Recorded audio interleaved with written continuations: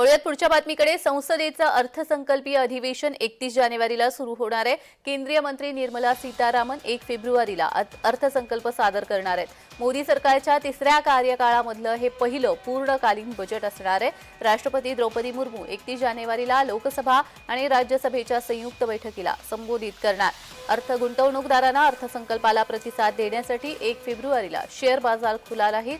Nirmala Sitharaman 8व्यांदा budget सादर करणार आहेत। मोरारजी देसाई यांच्या सर्वाधिक अर्थसंकल्प सादर करण्याच्या विक्रमाला सीतारामन आता मागे टाकणार आहेत। या संदर्भात अधिक माहिती देण्यासाठी आमचे प्रतिनिधी चेतन किर्दत आपल्यासोबत जोडले गेलेत। चेतन, अर्थसंकल्पीय अधिवेशन आता सुरू होईल, या संदर्भातला तपशील। जानवी, राष्ट्रपती द्रौपदी मुर्मू 31 जानेवारीला सकाळी 11 वाजता लोकसभा आणि राज्यसभा या संसदेच्या दोन्ही सभागृहांमध्ये संबोधन करणार आहेत आणि त्यानंतर खरं तर संसदेचं अर्थसंकल्पीय अधिवेशन जे आहे ते 31 जानेवारीपासूनच सुरू होणार असल्याची माहिती मिळते आहे। केंद्रीय मंत्री निर्मला सीतारामन या 1 फेब्रुवारीला अर्थसंकल्प सादर करणार आहेत आणि अर्थसंकल्पीय अधिवेशनाचा पहिला टप्पा जो आहे हा 13 फेब्रुवारी 2025 ला सुरू होईल। तर अधिवेशनाचा दुसरा टप्पा जो आहे तो 10 मार्चला सुरू होईल आणि 4 एप्रिलला खरं तर संपणार आहे। आणि आपण पाहिलं तर मोदी सरकारच्या तिसऱ्या कार्यकाळातलं हे पहिलं पूर्णकालीन बजेट असणार आहे।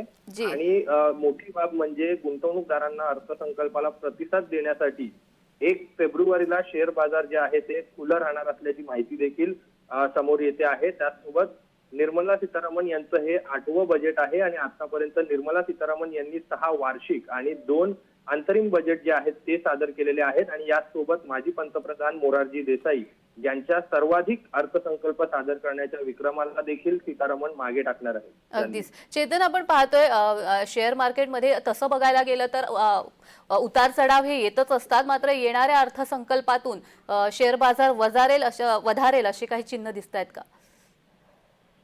जानवी, आपण जर पाहिलं तर शेअर बाजार जे आहे ते बहुतांश वेळेला अर्थसंकल्पीय अधिवेशनाच्या दिवशी ज्या वेळेला बजेट सादर केला जातो त्यावेळेला बंद ठेवण्यात येतं। मात्र यंदा हे असं चित्र आपल्याला पाहायला मिळणार नाहीये। 1 तारखेला एकीकडे निर्मला सीतारामन अर्थसंकल्पीय बजेट सादर करतील संसदेत, तर दुसरीकडे गुंतवणूकदारांसाठी ही मोठी बातमी आहे। कारण ज्या पद्धतीनं बजेट समोर येईल त्यानुसार खरं तर गुंतवणूकदार जे आहेत ते त्यांची गुंतवणूक करताना आपल्याला पाहायला मिळणार आहे। अगदीच जी जी जी धन्यवाद तुम्ही दिलेल्या सविस्तर माहितीसाठी।